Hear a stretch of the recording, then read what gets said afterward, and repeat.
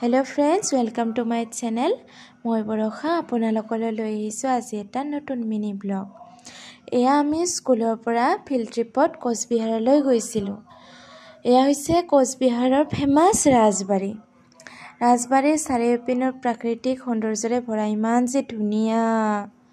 আৰু এয়া হৈছে আমাৰ ৰুমিবা। সকলোকে হাই দিছে দেই।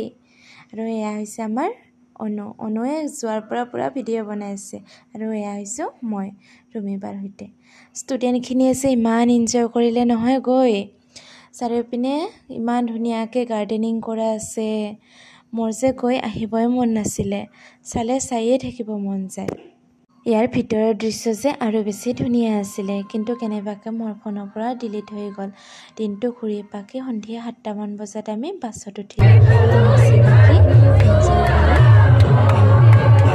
আজিলৈ ইমানেই থেংক ইউ